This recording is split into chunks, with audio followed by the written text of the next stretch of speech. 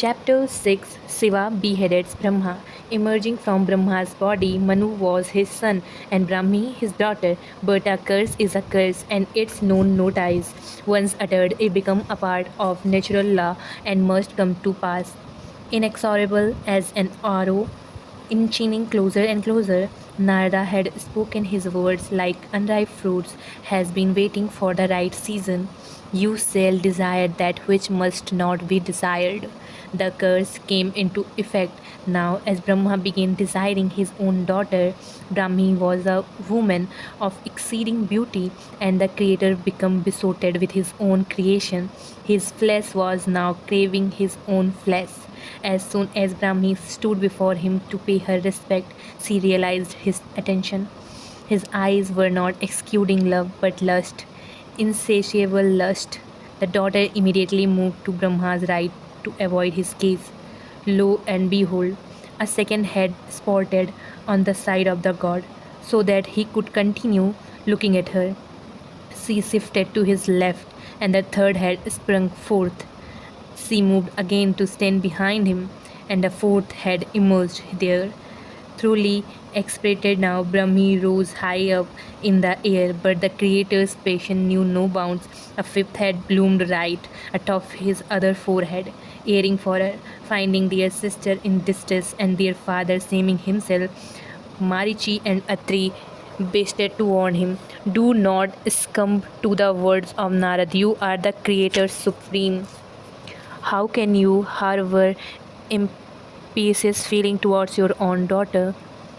How can you impose your will upon Prakriti herself? You can produce Brahmi for a divine purpose.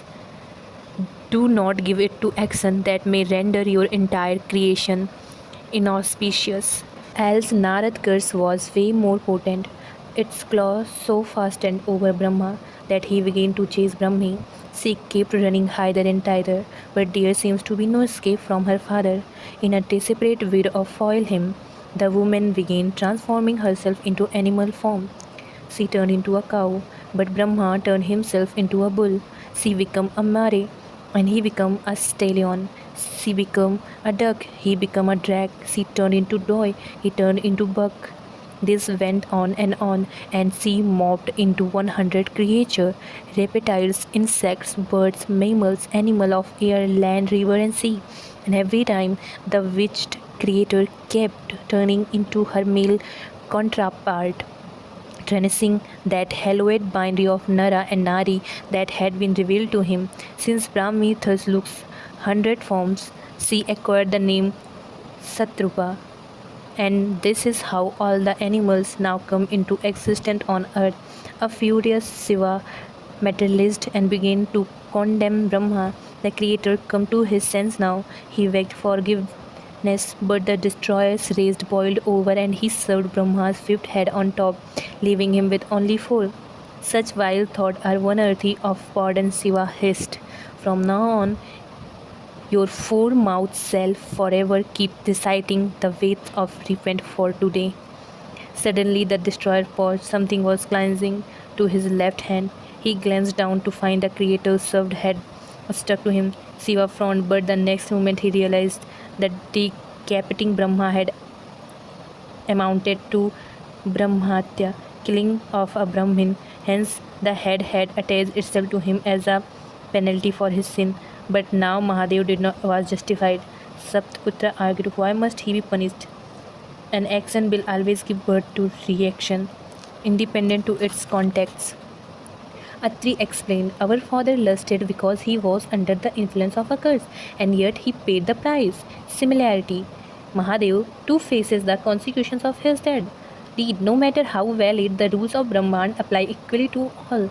The destroyer began roaming throughout the universe now but found no remedy. The head remained stuck. Soon its flesh began to root and fall, leaving only bones. As Shiva wandered thus, with a skull clinging to his hand, he earned the name Kapil. Time passed and he set foot on earth. Suddenly, a miracle came to pass. At one place, the skull detached from his hand and fell on the ground. The god had been purged. He realized that this land here offered salvation, that anyone who come here would be absolved to every sin. The site became Khasi or Varanasi, Kashi or Varanasi. Not long after, Manu found Sakpurva in pensive mood, clasping her gently. He lay her head on his heart. What else you willed? I fear, replied the mother of mankind. I fear now to beget a female race. If a father can endanger his own daughter, who shall keep them safe? Who shall heal them if everyone wants them? He remained silent, but she trembled. I fear now to give them beauty, for men might disrobe them. I fear now to give them wisdom, for men might discredit them. I fear now to give them choice, for men might disown them. I fear now to give them power, to men might destroy them. She moved away from him. I feared, Manu, I fear.